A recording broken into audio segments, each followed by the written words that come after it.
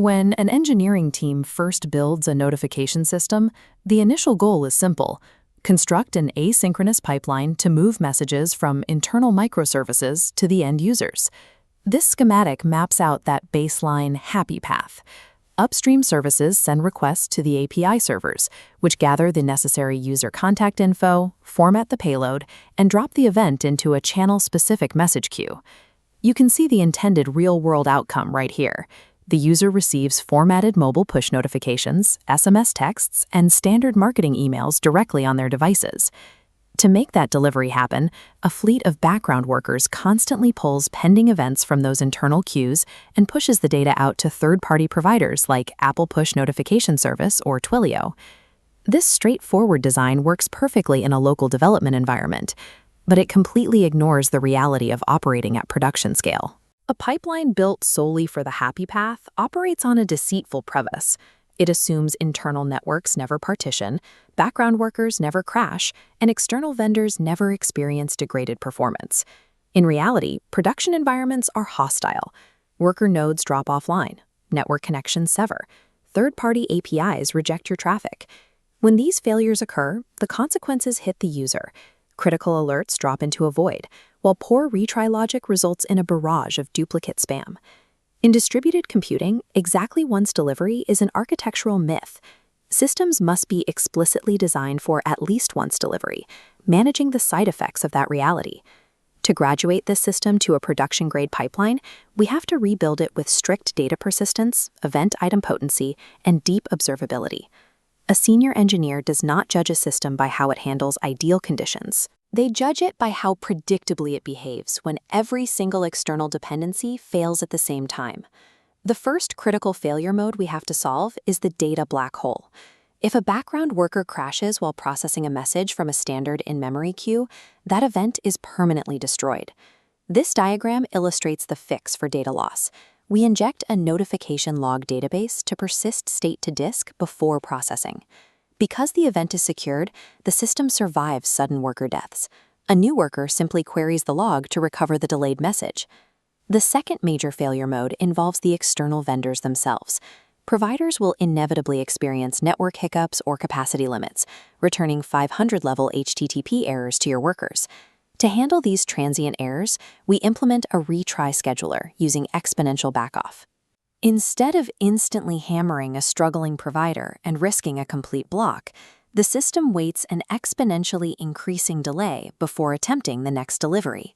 But we have to separate those temporary network glitches from permanent 400-level client errors, like trying to send a push to a stale or revoked device token. Infinite retries on a dead token waste compute resources. Permanent errors must bypass the retry scheduler and be immediately routed to a dead letter queue for engineering review. Without strict disk persistence and intelligent backoff algorithms, a high-volume notification pipeline acts as an unstable memory leak waiting to overwhelm your servers. Introducing retry mechanics solves the dropped message problem, but it creates a new one: guaranteed event duplication. Without safeguards, a slow network response will cause the worker to retry, sending the same alert to a user multiple times. We stop this by requiring upstream microservices to generate a unique event ID, an idempotency key, for every request. We place a duplicate event detector directly in the pipeline to inspect these IDs. The deduplication cache stores these keys. When an incoming ID matches a key already in the cache, the system identifies it as a repeat and safely drops the duplicate request before it reaches the user.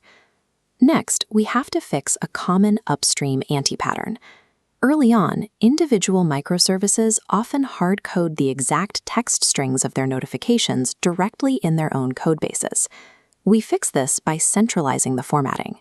A raw JSON data blob enters a dedicated template renderer, gets combined with stored user parameters, and emerges as a fully localized, human-readable message.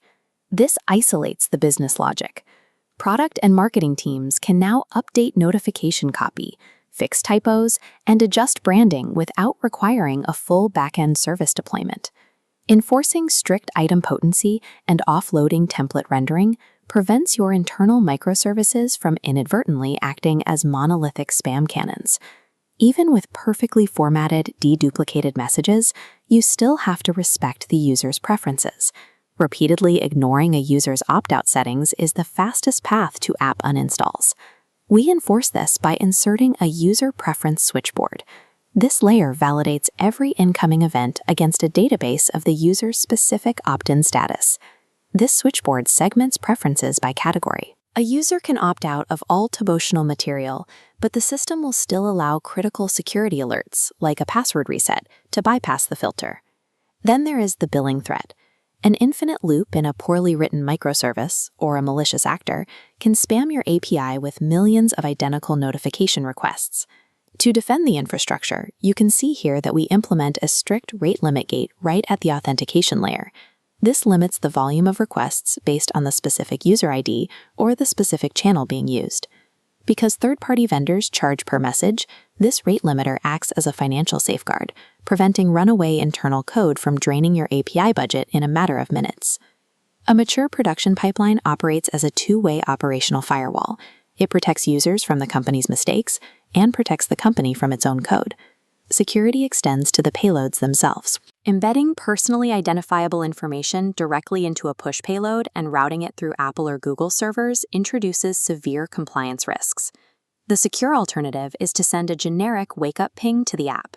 Once the user opens the notification, the local device authenticates and securely retrieves the sensitive data via your own protected APIs. Trusting external vendor networks to transmit your users' unencrypted sensitive data is an unacceptable architectural liability. We still have one final to address: the tight coupling between our internal worker nodes and specific external vendor APIs. We resolve this by building a vendor abstraction layer. Instead of the worker talking directly to Twilio or SendGrid, it plugs into a universal adapter. If a primary vendor suffers an outage, the adapter seamlessly failovers to a secondary provider without upstream code changes. This abstraction layer completely isolates the internal services. The microservices generating the events remain entirely unaware of the chaos happening out on the external APIs. True architectural resilience requires treating all external dependencies as inherently untrustworthy. You can build all these defenses, but a robust system is useless if you have a blind spot. You must be able to verify that messages are actually reaching the users. This requires a persistent delivery tracking timeline. Every single event is mapped across its entire lifecycle, updating its status as it moves from queued to sent to delivered, and finally read. By actively monitoring the queue depth and time to delivery, you can catch silent provider failures and system bottlenecks well before your users ever notice a problem. Looking at the final Day 2 architecture, the request enters through the rate limiting gates, checks user settings, routes through queues, and passes to external adapters. Underpinning this is the telemetry layer. This data bus actively aggregates logs, retry counts, and delivery metrics from every module. The system has evolved from a simple message router into a massive, highly defensive funnel designed to filter out errors at every stage. Without these architectural guardrails and comprehensive telemetry, every single vendor outage or traffic spike becomes a blind, unresolvable incident for your engineering team.